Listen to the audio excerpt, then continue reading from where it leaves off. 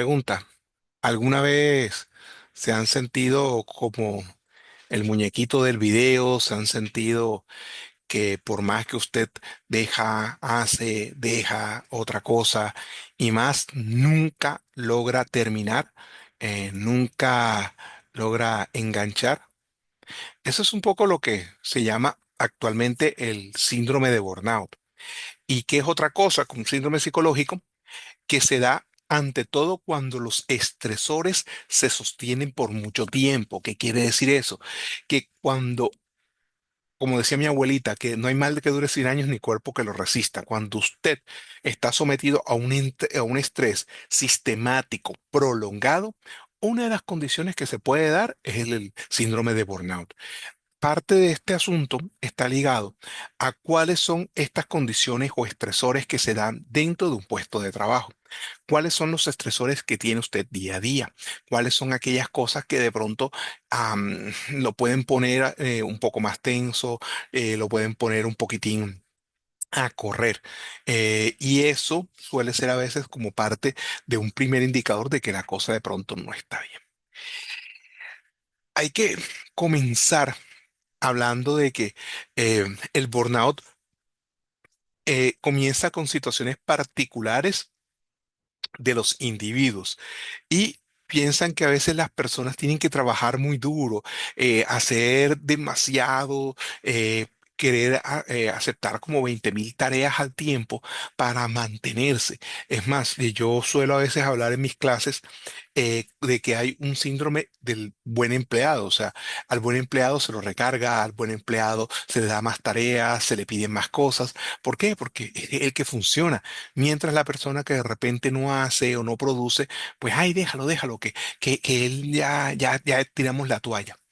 Mucho del burnout está asociado a que buscan que las personas en particular, esas personas que se pegan, que pasan, llegan muy temprano al trabajo, se van a altas horas de la noche, están realmente demasiado involucradas con su trabajo. Y a veces empezamos a creer que eso es lo que me hará un buen empleado. Y bueno, ya los que trabajamos esto con el desempeño, sabemos que no necesariamente trabajar más horas significa que usted sea una persona eficiente, un buen trabajador. Cuando quieran me interrumpen, cuando quieran me preguntan y este tipo de cosas. ¿Cuáles son las etapas del burnout? Como para que empiecen a chequear y ver cómo va el asunto. Primero, normalmente hay un entusiasmo, a veces un entusiasmo exacerbado. Yo cuando lo he visto en algunas personas, llenan, por ejemplo, hoy por hoy sus redes sociales con 40.000 fotos de, mira, tengo un nuevo puesto de trabajo, ay, soy feliz. Recuerdo uno en particular que puso, he llegado a mi casa, esto es lo que yo quiero y no sé qué otras historias. Entonces empieza a ver este movimiento en particular acompañado de altas expectativas. Una de las situaciones con el burnout está ligado a cuán tan altas son las expectativas que tienes en tu trabajo. ¿Qué es lo que quieres tú que logre? ¿Qué del trabajo te da o es parte de tu identidad o es parte de tu deseo, de tu movimiento, de las cosas que te dan el nombre a ti? Luego, en la medida en que la persona ve que hay un estancamiento, en particular porque las expectativas no se cumplen. Es que yo soñé con ser físico nuclear y resulta que lo que yo quería era trabajar con el colisionador de hadrones allá en Suiza, en el CERN, y resulta que no, que lo que me tocó fue porque resulta que las cosas no se dieron. eh, es que yo soy profesor de física en una institución secundaria y resulta que eso no va y empiezo a ver cómo mis expectativas no se llenan. Lo que yo deseo, lo que quiero, lo que anhelo, no se está dando. Empiezo a cotejar y esos comparativos a veces son bastante pesados porque digo, venga, mi expectativa era el CERN y no este colegio en X parte de Colombia. Y empieza a haber una pugna entre ambas situaciones. Más adelante, pues obvio, la persona se frustra, entonces empiezo a decir, venga, yo para qué hice toda esta vaina, yo para qué estudié tanta cosa, para qué me metí en tantas cosas, si al final del día, pues estoy en un puesto estancado,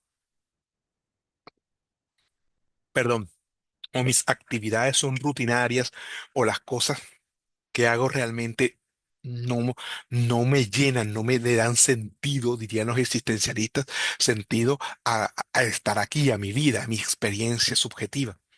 Y eventualmente esto lleva a la apatía, porque al final aquí habla mucho de recursos personales, pero no solo son los recursos personales, también los recursos organizacionales. ¿Cuáles son? Y hay un modelo muy bacano, demanda recursos, que te habla de que cuánto puedes tú trabajar, abordar ciertas situaciones y cuando estas situaciones ya se convierten en algo desbordante que tú de verdad pues no puedes manejar y que realmente no puedes construir o que no puedes desarrollar mucho más de ahí. Perdón. El primera o la primera de las dimensiones que uno encuentra cuando está trabajando con el burnout es el agotamiento. Es cuando tú te das cuenta que hay una sobreexigencia sobre ti, no hay recursos emocionales, no hay recursos físicos. No sé si les ha pasado a alguno de ustedes que a veces uno dice, mire, estoy fundido, hoy no puedo más. Mira, no tengo capacidad de reponerme. Paso el fin de semana y estoy tan o más cansado que cuando me fui, a veces la gente que se va de vacaciones tiende a tener mucho esta situación porque se van de vacaciones y lo que hace es que se llenan de un montón de tareas sin tener tiempo del goce, del disfrute, de relajarse. No sé si a ustedes les pasa, pero yo conozco gente que, bueno, las vacaciones son a las 7 de la mañana hay que estar recibiendo el sol.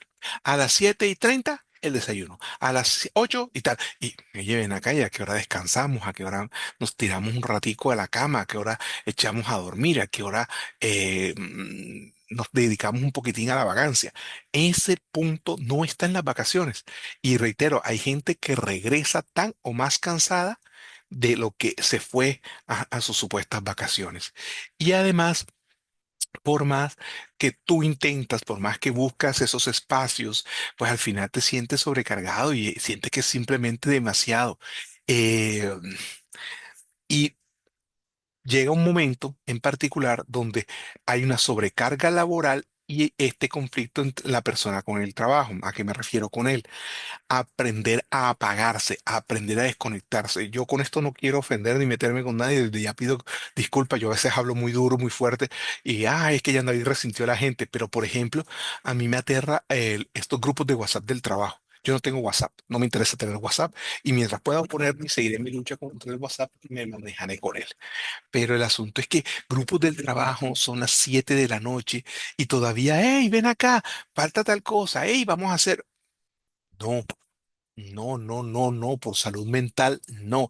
O esas personas que ya se levantan y lo primero que hacen es revisar su grupo de WhatsApp del trabajo para ver qué es lo nuevo. No, pues eso lo puede ser y lo puedes revisar con mucho gusto a las 8 de la mañana. A las 7 de la mañana dedícate a ti, dedícate a desayunar, dedícate a pasarla chévere, dedícate a tu familia, tus seres queridos. Pero eso no tiene presentación, no, no, no creo que uno tenga que estar a las 7 de la mañana, a las 6 de la mañana, contestando correos, mandando correos a los otros. Vea, deje dormir, vea, deje que los demás también descansen. Hay gente que es muy adicta al trabajo. Y, ojo, yo conozco varios que se van a Gloria Andesa, que viven estresados, viven mal y bueno, no sé si eso es así. El cinismo, que es el corazón del burnout, a mí personalmente es lo que más me preocupa. Y es cuando la gente ya se vuelve apática con las cosas que están pasando. Diríamos por estas tierras, me vale un carajismo. Oye, mira, es que tenemos que terminar esto, tenemos que terminar lo otro. Bueno, me importa. Ay, pero si no entregamos esto, ¿y qué va a pasar? Que me voten. Eso es lo único que me va a pasar. Y el asunto es que a veces la persona empieza a sentir que ya no le importa su trabajo, que haga bien, haga mal, pues lo importante es que entregamos, que hay números. Mira, es que en esta empresa valoran es el número. Desde que tú entregues eso, pues aquí no revisan, aquí no se articulan, aquí no están pendientes de algo. Entonces, empieza como parte también de evitar esa preocupación constante que es desgastante en cuanto al pensamiento, en cuanto a la condición de la persona. Y a veces también cuando estás haciendo demasiadas cosas, eh, trata uno de reducir, trata uno de cuadrar lo que está haciendo, pero al final yo pierdo la idea y deshumanizo mucho mi trabajo. Eh, una de las indicaciones, por ejemplo, yo lo veo muchísimo en el asunto de la gente que trabaja en el área de la salud, que llega un momento en que deshumaniza muchísimo la atención, es más un número, un código, un número de cédula, cuál es su padecimiento, es el número tal, tal, tal, tal, tal, y a partir de eso, pues... Tómese su pastilla, tómese la droga, pero usted ni siquiera ha visto a la persona, usted ni siquiera sabe esa persona que tiene enfrente, cómo en qué anda, en cuáles son las cosas. Y eso genera todavía que usted vaya apartando esa emoción, esa condición humana de la situación que está viviendo. Y la percepción de ineficacia, de falta de logros, el hecho de que uno siente que no está logrando lo que en su carrera o su deseo era. Yo, o el ejemplo que puse al comienzo, yo quería ser físico nuclear o quería trabajar en el acelerador de partículas y resulta que estoy trabajando como profesor de física y de matemáticas en un colegio distrital, por ejemplo. Y de repente mi expectativa no está cumpliéndose. Empiezo a sentir, mira, que no hay un reconocimiento, que ni los compañeros ni la institución me reconocen o me dicen algo positivo y termina socavando y termina pegándole a la autoeficacia de la persona, que es la autoeficacia, la capacidad que tiene usted como persona de pensar que puede hacer las cosas. Y si yo de salida me dicen, ya David, vamos a correr 100 metros, y si yo digo, venga, es que yo no puedo correr 100 metros, pues créame que la mayoría de los casos no lo voy a hacer, porque ya yo me derroté al principio. Y que empiezan a proponer preguntas a la persona de qué está haciendo, por qué está aquí, de pronto si este es el trabajo equivocado para esa persona. No sé si algunos de ustedes han percibido esto, uno, varios, cómo ha sido como la experiencia de alguno de ustedes con alguno, o puede ser un día que alguna vez les pasó esto.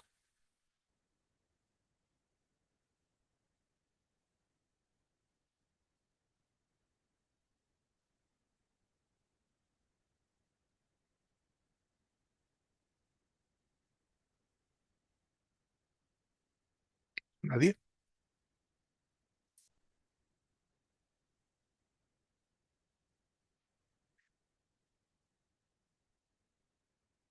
Vale. Entonces, en resumen, tenemos un agotamiento extenuante, el cinismo de la persona y la sensación fuerte de ineficacia y falta de logros. Este triunvirato suele combinarse. Hay algunas personas que se les dispara más, por ejemplo, el agotamiento. Ustedes ven que las personas tratan como de dormir a cada rato, las encuentras y están, algunas terminan tomando cantidades bestiales de café, porque es que no, mira, es que me estoy cayendo del sueño, es que llevo mal tantos días de sueño. Entonces, eso suele ser o eh, hace complejo que la persona se recupere. Pero les reitero, el corazón es el cinismo. El corazón del burnout es el cinismo porque cuando la persona ya se convierte en cínica y le importa poco o nada, pues no es mucho lo que vaya a crecer, lo que se vaya a desarrollar. Es, hasta donde yo lo veo, a veces más complicado cuando el cinismo ya está muy metido en la impronta de la persona. Entonces se complica y empieza como a la persona a ya sentirse que lo que haga, haga lo que haga, va a seguir siendo lo mismo. ¿Qué cosas cognitivas? Por ejemplo, la gente empieza a sentirse que todo el mundo lo contraría. También piensan que su trabajo no vale la pena, por ejemplo. Perciben una falta de control de lo que están haciendo. Em, yo quiero centrarme sobre esto, de que es pensar que se trabaja mal, como así. Muchas personas empiezan a desmejorar, perdón, a infravalorar su trabajo. Ah, mira, es que sí, a ver, siempre sí que yo me compare con alguien, siempre voy a encontrar a alguien que tiene el equivalente más alto. Por ejemplo, si yo me comparo corriendo con una Usain Bolt, pues Usain Bolt me lleva tranquilamente corriendo. De pronto Usain Bolt no puede dar una charla sobre burnout, pero si nos ponemos a correr él y yo, pues me va a llevar siempre. Entonces, infravaloramos ese trabajo. Pensamos que este trabajo que estoy haciendo no es el mejor, que este trabajo no es lo que me está gustando, no va por ahí. Y además eso va amarrado con una percepción que soy incapaz de realizar tareas. Para mí, los más pesados son justamente la parte emocional, la parte emotiva. Y por ejemplo, el asunto del nerviosismo, las personas andan muy irritables, de mal humor. Las personas que están empezando a tener burnout empiezan a molestarse por todo, empiezan a molestarse porque sí, porque no. Decía mi abuelita, nada les duele, todo les hiede. Entonces a todo le van a encontrar siempre un problema. En particular, se disgustan fácilmente, se enfadan fácilmente. Cualquier pregunta o cualquier cosa que tú les dices sobre su trabajo es una cuestión que se sale de las casillas. Otras personas, por ejemplo, se desencantan de las cosas que están haciendo. Yo al principio, cuando comencé mi trabajo, comencé con cosas positivas, pensaba que esto iba chévere, que iba a cambiar el mundo y de repente, después de un tiempo, digo, venga, esto ni siquiera da para cambiarme a mí. Esto ni siquiera da para cambiar eh, algunas de las condiciones o algunas de las cosas que estoy buscando. Eventualmente puede llegar también a manejar sentimientos de tristeza y eso puede llevar a la depresión, el desgaste emocional y los sentimientos de culpa por no estar cumpliendo ni las expectativas propias y pensar que tampoco se están cumpliendo las perspectivas externas. Esto es complejo porque eh, la culpa es una emoción muy poderosa y nos convierte a nosotros en gente que se responsabiliza, perdón, que se culpabiliza por todo. Responsabilidades y culpas son diferentes, pero entonces le echamos la culpa a todo lo que yo hago. Entonces salí a caminar y por eso llovió. O sea, me senté, o como dicen los pelados hoy, yo manifiesto, no sé. Bien, pero no creo que eso vaya por ahí en ese asunto.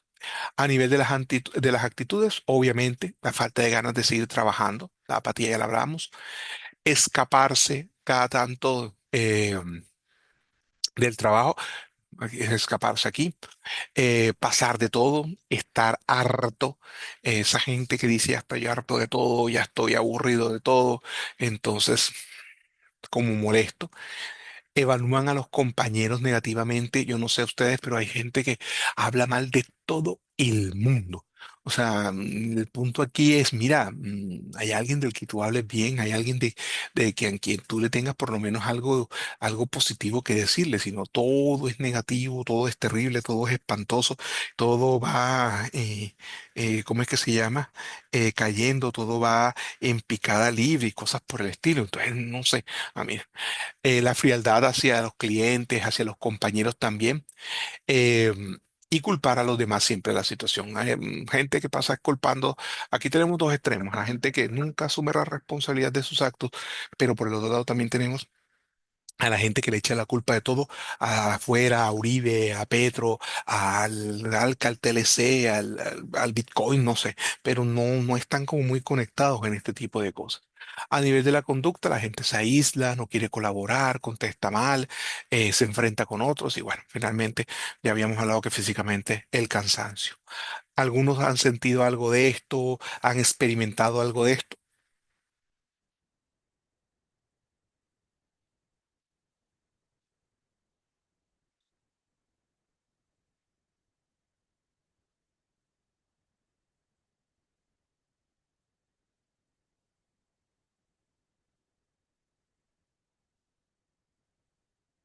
Alguien.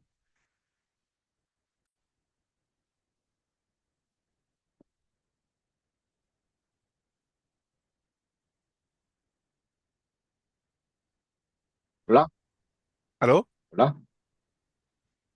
Sí, no, yo creo, que lo he visto en algunos equipos con los que he trabajado a lo largo de mi vida. Ujú.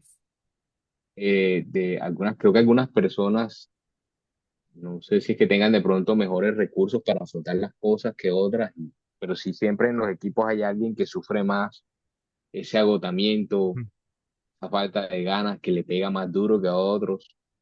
También hay como algunos elementos culturales que lo hacen más fácil. En la cultura costeña de pronto el humor ayuda bastante. Entonces uno en la mamadera de gallo dice, hombre, pero relájate, que el jefe es así. Es que el jefe se la monta a todo el mundo. Tú sabes, tal. Y en la mamadera de gallo las cosas se suavizan un poco. Pero que claro, yo diría que no hay casa en la que no pase este tipo de fenómenos psicosociales. Gracias por el aporte, Dick. Tú mencionas dos cosas además muy valiosísimas. La primera, eh, Parte de este proceso está en aprender a que los seres humanos no somos monedita de oro para caerle bien a todas las personas. Habrá gente con quien tenemos un feeling bacano, nos gusta, compartimos gustos, podemos echar horas hablando y tal. Y hay gente con la que desde entrada hay un roce, hay algo que no nos gusta, que no nos cuadra. Ahí hay un montón de estigmas, prejuicios, también hay heurísticos, etcétera, que condicionan esa parte. Y además de eso, el asunto de la cultura nuestra es positiva en la medida en que los factores sociales son muy fuertes, en efecto, que la broma, la mamadera de gallo, el tratar siempre como de ir bajándole un poco a veces a las cosas, pero también la cultura nuestra hace que seamos demasiado informales a veces. Y eso hace que mucha gente se esconda en esa informalidad para evitar o no confrontar las situaciones que está teniendo sobre el burnout. Muchísimas gracias por tu aporte, Dick. Esto es como uno de los esquemas, me parece a mí como más interesantes. Entonces, primero hay unos deterioros psicosociales, que, perdón, yo no sé por qué se me fue. Hay pues unas condiciones que no facilitan, que no ayudan en este movimiento, que no permiten realmente cómo se van las cosas, la falta de equidad, por ejemplo, que solo se le dan los reforzadores a una persona, los conflictos interpersonales, hay gente, como decía ahorita, que nos cae mejor, otras que nos cae mejor, el conflicto de rol, yo esto lo veo más que todo, por ejemplo, en empresas donde hemos hecho consultoría, donde hemos trabajado entre la gente de calidad contra la gente de ventas, por ejemplo. ¿Por qué? Porque el de calidad está para cada cosa, mirar la minucia, el detallito, esa cosita pequeñita, pero el de ventas está para sacar rapidito el producto. Entonces, venga, es que este de calidad no me deja, nos tiene caída las ventas, pero es por esto. Y el de calidad me dice, no, es que este de ventas quiere vender cualquier cosa, cualquier vaina que salga. Entonces, eso puede conllevar a ese conflicto, a esa pugna. Ya hemos hablado también de la sobrecarga laboral, de entender que todos tenemos límites, que todos tenemos un punto ya de inflexión donde de pronto ya no podemos dar vuelta. Esto conlleva normalmente a un deterioro cognitivo. Me siento una baja realización, que lo habíamos hablado, el desencanto profesional, la percepción de baja eficiencia. Normalmente también empiezan a haber problemas a nivel de la memoria, empieza a haber también problemas a nivel de, más que todo, memoria de trabajo y memoria a mediano plazo. Y además empiezo también a tener un agotamiento, una fatiga que me va cansando y eventualmente eso me lleva a tener actitudes negativas. Acuérdense que las actitudes negativas son las evaluaciones, la actitud es una evaluación. Y entonces empiezo a decir que mi trabajo es el peor, es que las cosas no se dan, es que aquí a nadie lo quiere, es que aquí solamente lo llaman a uno es para regañarlo, nunca para decirle algo positivo. Entonces, por ahí de repente empiezan a gestarse sentimientos de culpa y eventualmente las personas empiezan a tener problemas de absentismo, el abandono, esa gente que siempre se está incapacitando, que cada 2 días, oiga, mira, es que me duele la pierna, me duele el brazo, me duele la rodilla, y bueno, eso puede llegar a ser extremadamente problemático para este tipo de desarrollo. Parte esencial de este proceso, cómo el burnout va creciendo y cómo se va alimentando a partir de la culpa, genera que al final yo mm, me victimice y me ponga como que todo es contra mí, todo va contra mí, el mundo contra mí, todo por ahí contra mí. ¿Qué variables cognitivas podemos identificar como para irnos haciendo el autoanálisis ahí de chévere? Primero, el asunto de qué recursos tengo yo para hacer las cosas. ¿Yo aguanto el estrés? Sí, no, muy crítico. Eh, yo tengo varias maneras como para relajarme. Yo soy una persona que tiene la capacidad de desconectarse y decir, venga, hasta hoy trabajo en esto.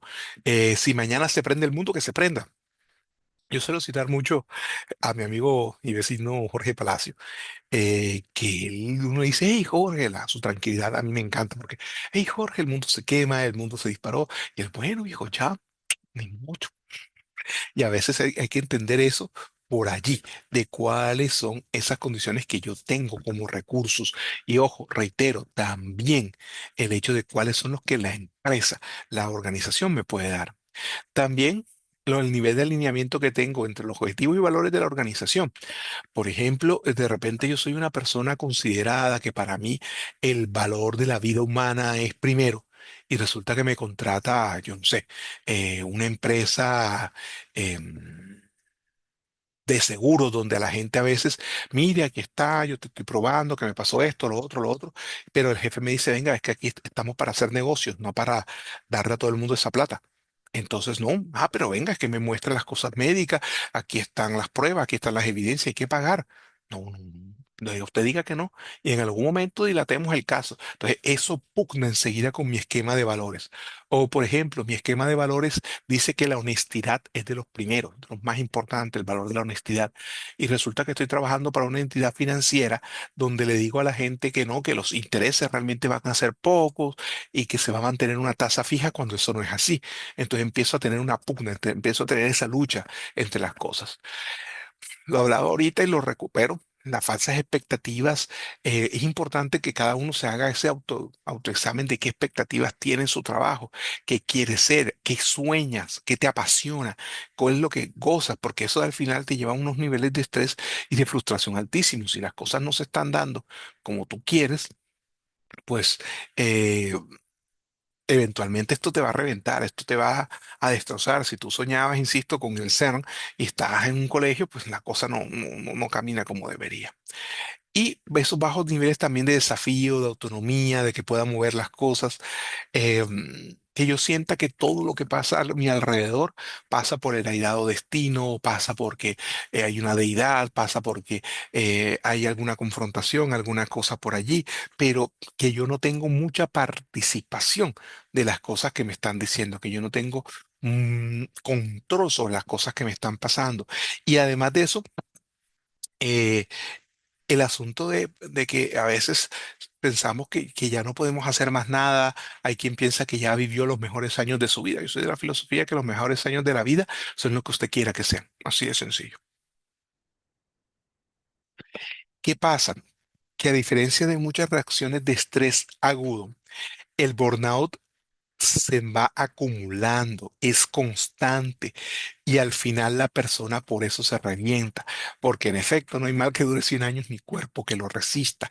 Una cosa es que usted tenga estrés un día, 2 días, pero al tercero, cuarto, quinto, una semana, 15 días, un mes, el asunto, o sea, cuando se sostiene el estrés por tanto tiempo, algo está pasando, o algo individual o algo con la organización o una interacción de ambos valores, de ambas situaciones, porque pilas con eso. Parte del problema está en que si esto se sostiene y si esto no llega a un punto donde yo pueda manejarlo, tenga capacidad, lo que les decía ahorita, el asunto de mi autonomía, que pueda controlar las cosas, eventualmente esto empieza a destrozar a Jan David como persona, empieza a manejar o a desestructurar lo que yo creía de mí, lo que yo percibía de mí y lo que yo estaba construyendo de mí.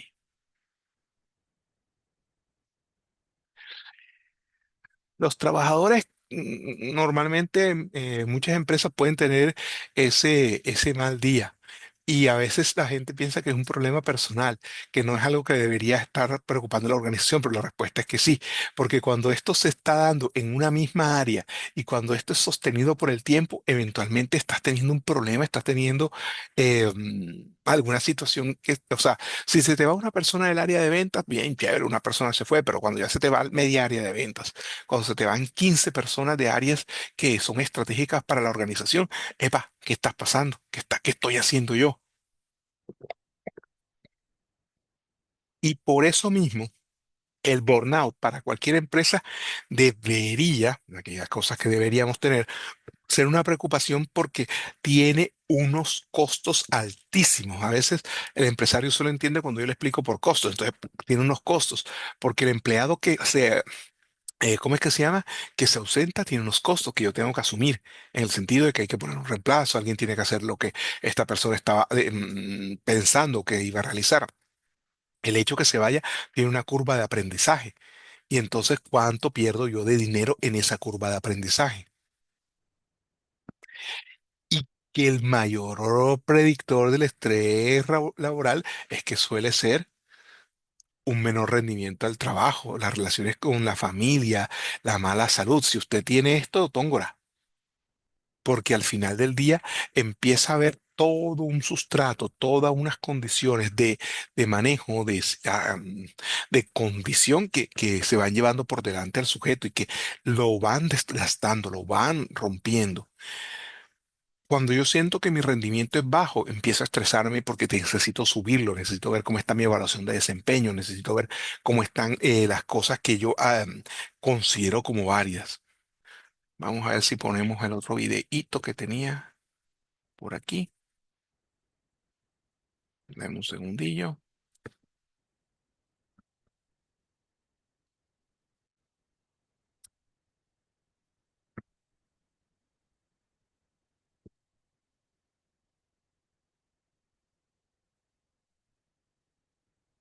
Deja de estudiar inglés.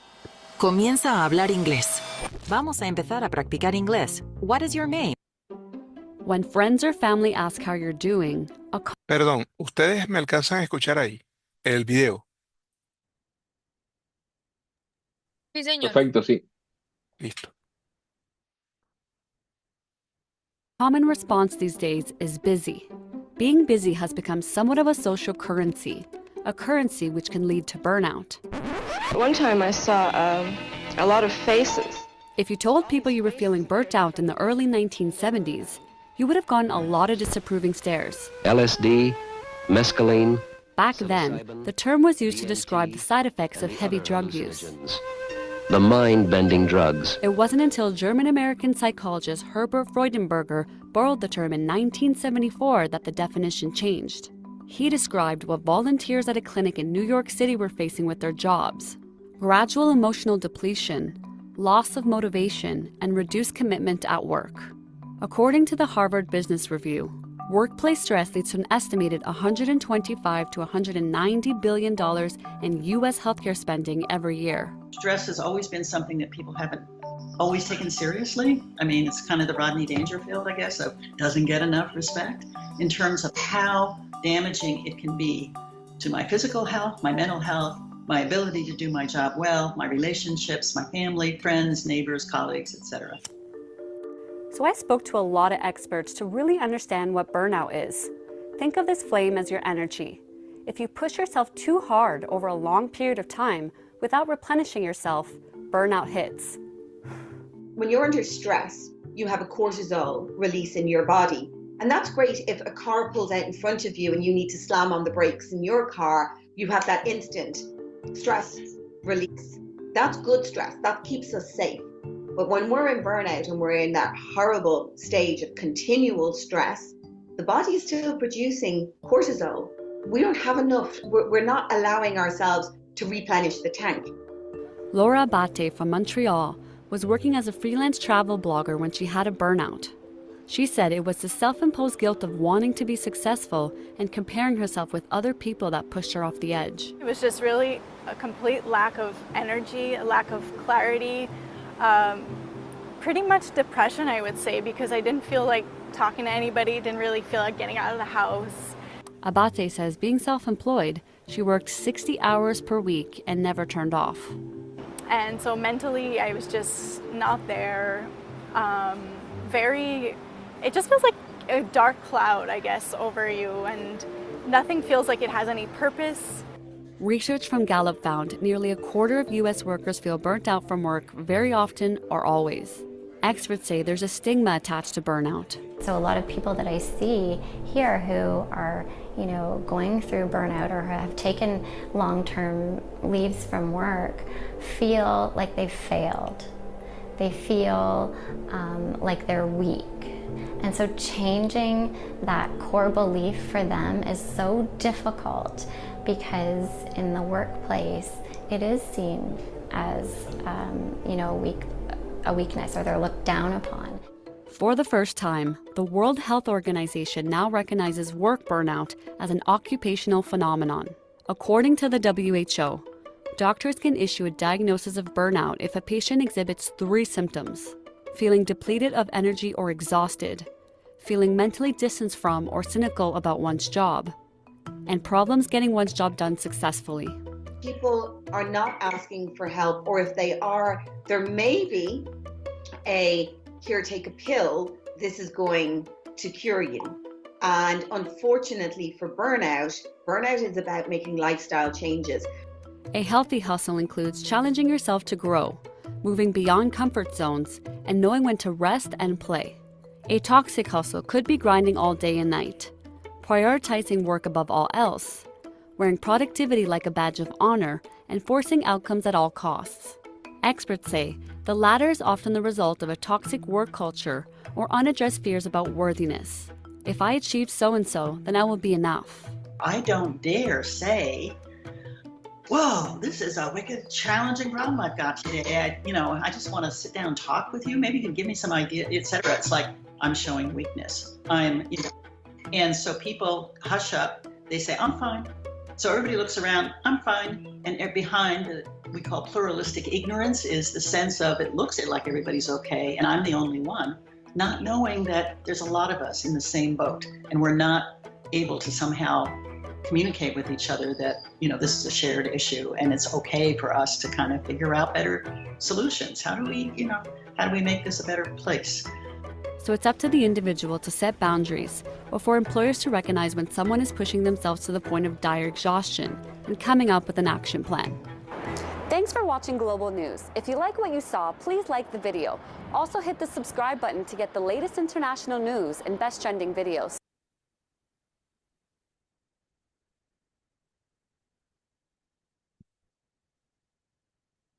¿Qué nos queda del video?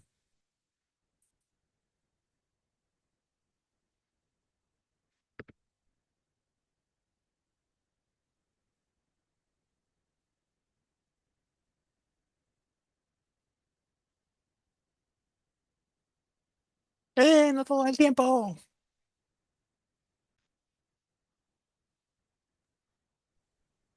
No, evidentemente el burnout es un problema que toca las tres esferas, ¿no?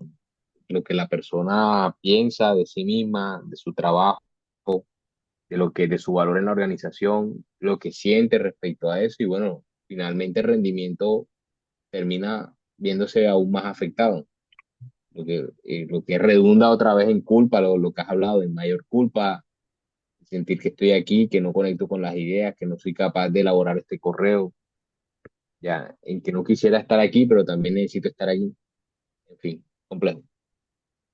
Gracias.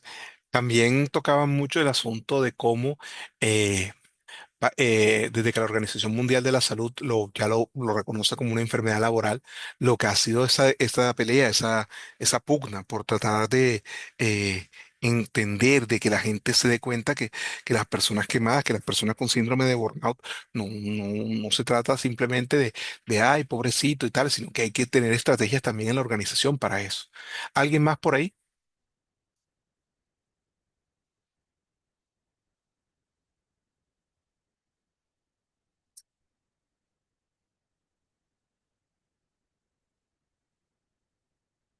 Bien.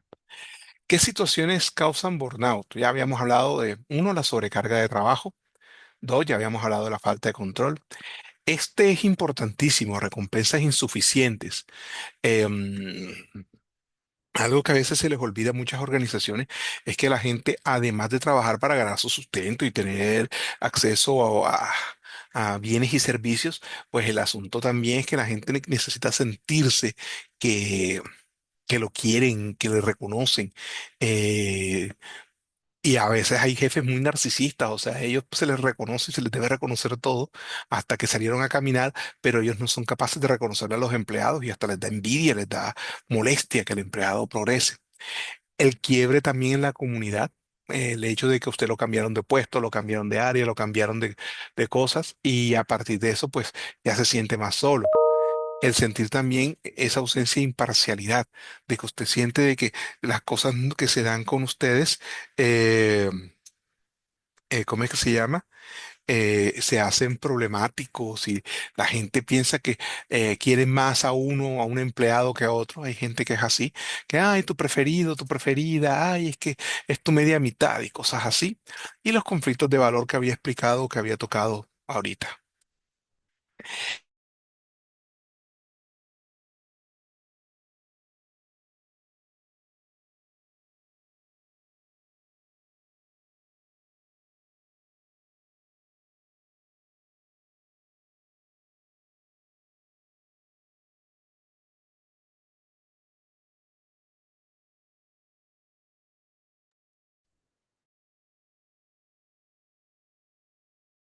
Sino que estas complicaciones pueden llevar y pueden ser predisponentes de diabetes, hipertensión y problemas cardiovasculares en general. Entonces, esto no es una bobada, no es un asunto simplemente de mirarse y qué bonito, sino qué hacemos. Parte de la propuesta o parte de las cosas que uno a veces trabaja está ligada más que todo al diseño del trabajo. ¿Qué características tiene el trabajo? Habíamos hablado, la autonomía, que la persona se sienta autónoma, eh, que la persona sienta que tiene capacidad para planificar el trabajo, para tomar decisiones, para elaborar los métodos, para realizar las tareas. También tiene que tener esa capacidad para que se le noten o encuentre variedades, que necesita varias habilidades para responder al trabajo, que necesita que las cosas caminan, que las cosas se mueven, que las cosas se dan en ese sentido. Otra variable bien importante son las características sociales, en particular esta primerita, el apoyo social. Los seres humanos nos gusta sentirnos queridos y eso no es aislado en ningún sentido y en ningún momento es aislado con el asunto eh, de, de- de que nos quieran nuestros compañeros, que nos quieran a nuestro jefe o por lo menos que nos tenga cierto nivel de manejo y eventualmente también las demandas físicas que se tienen y que están ligados a esto. ¿A qué apunta la investigación? Que el diseño del trabajo presenta siempre alguna relación con cada una de las dimensiones del manejo y de las condiciones del burnout. Y pues cuando tiene la gente más autonomía, por ejemplo, apostarle, ya habíamos hablado de mi amiga la autonomía, que suele ser, perdón, una de esas variables para mí bien interesantes. Y es que en la medida en que usted pueda tomar decisiones, se sienta que puede hacer cosas en su trabajo de mejor manera, pues el asunto camina un poquitín mejor. Otra cosa, pues la identidad de la tarea y la retroalimentación del propio trabajo, pues se mueven también con mi amigo el burnout de manera negativa y en particular la complejidad del puesto de trabajo y la solución de problemas eh, ayuda también a que las personas no se sientan tan cansadas, tan reventadas con el síndrome de burnout. Em, es importante hacer intervenciones en cuanto a burnout, tanto a nivel individual como a nivel organizacional. No quedarse solo en que es Pedro, María y Federico quienes tienen problemas con respecto a esta situación, sino qué hacemos como organización, cómo nosotros como institución, como empresa podemos ayudar en eso.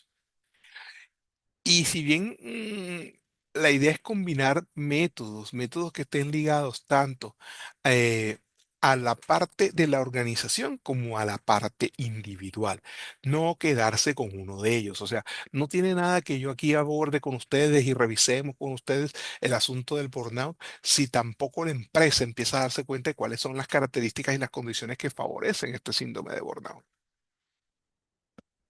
Entonces, ¿cómo nosotros manejamos esto? Primero, ¿cuáles son las estrategias individuales que puede tener la persona, los recursos? ¿Listo? ¿Contra cuáles son los estresores laborales que se presentan y cuáles son los recursos? Y esto es lo que aumenta o disminuye el burnout. En otras palabras, si hay pocos recursos personales y pocos recursos laborales, el burnout se dispara. Si hay muchos recursos personales y muchos recursos laborales, el burnout se disminuye. Es importante entender que este fenómeno no es solamente un fenómeno individual, sino que además es un fenómeno sistémico, un fenómeno que intercala y que nos llena a nosotros las personas. Entonces, no solamente se trata de intervenciones individuales, como ampliar estrategias para afrontar activamente los problemas, formación para tener seguridad en sí mismo, que ayuda a los trabajadores y aumenta la posibilidad de gestionar mejor las situaciones. Pero también en ese sentido debe haber intervenciones organizacionales que yo vea, oiga, si estoy sobrecargando a la gente, cuáles son las cosas que puedo yo evitar de estarle pidiendo todo para anteayer a la gente. Venga, yo te lo pido para dentro de un mes, te recuerdo en 15 días, a la semana te digo para la semana.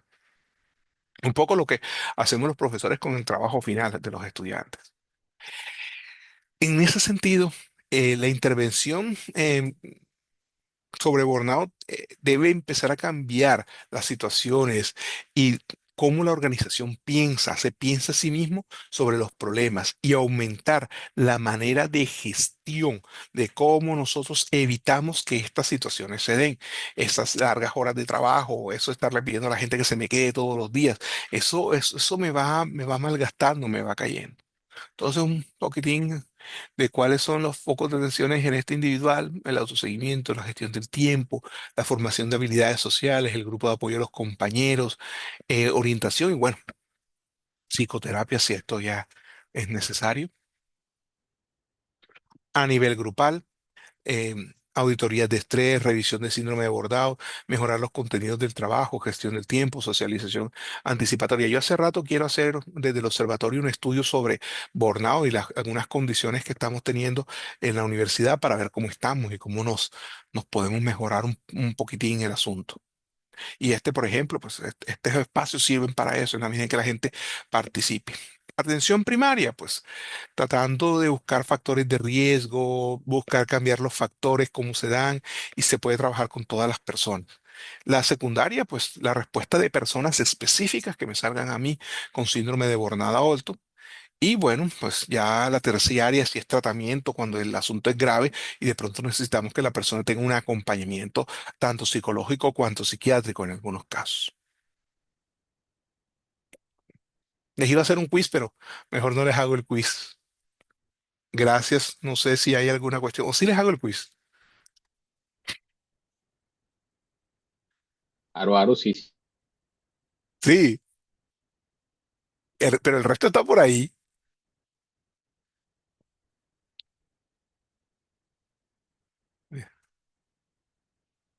Sí, sí, hacemos el quiz. Perfecto.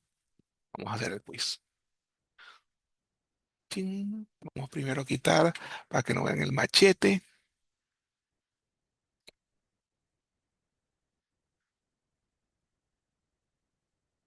Me encanta cuando esto se enreda. Vamos un segundillo.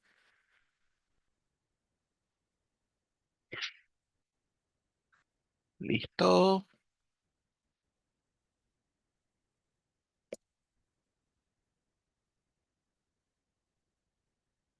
Ya les comparto la página.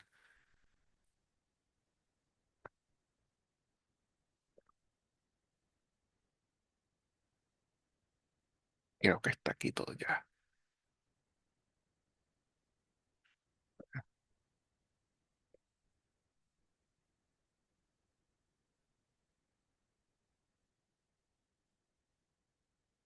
Listo.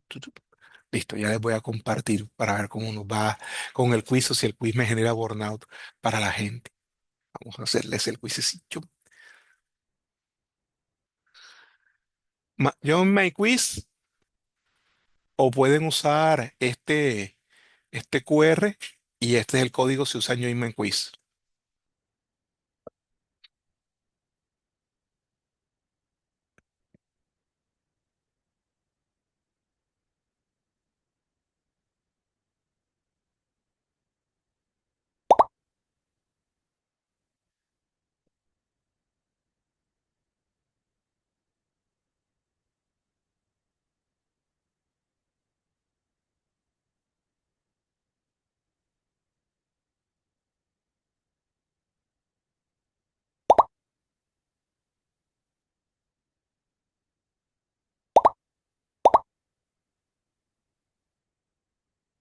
Listo.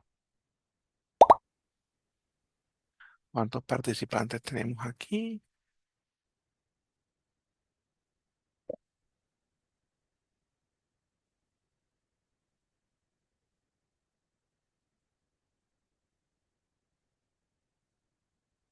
Bueno, yo creo que están todas las personas aquí.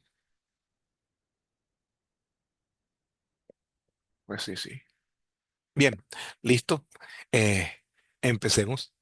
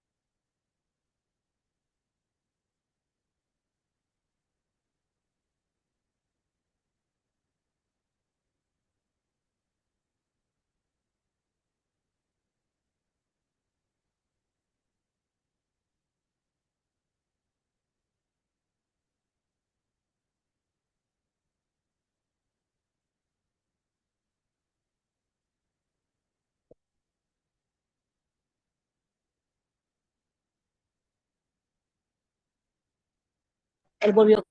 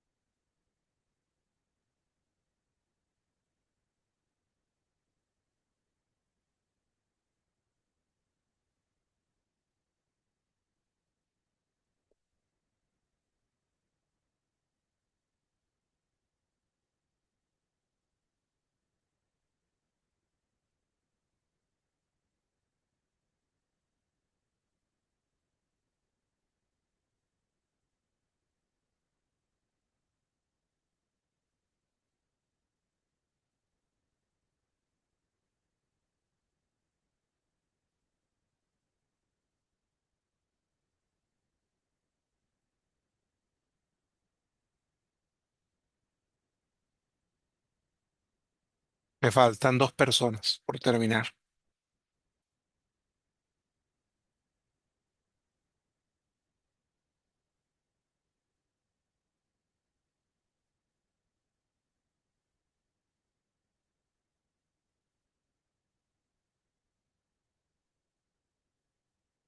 Me falta una persona por terminar.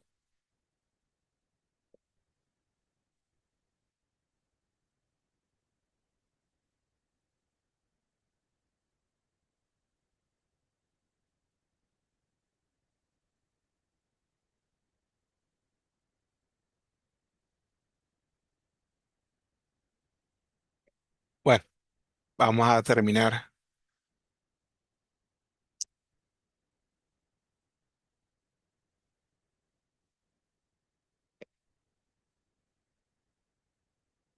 A ver, y les comparto cómo quedó el podio.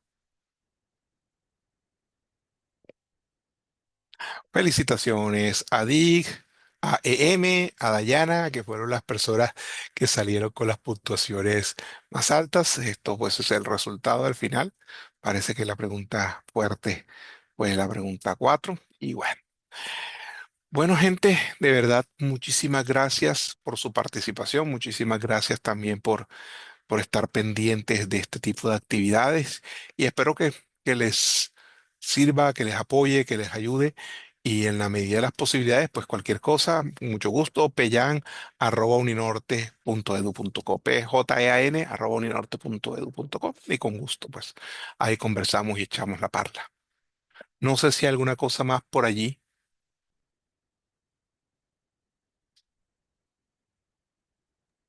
Gracias, Jan. Buen día. Listo, lo mismo.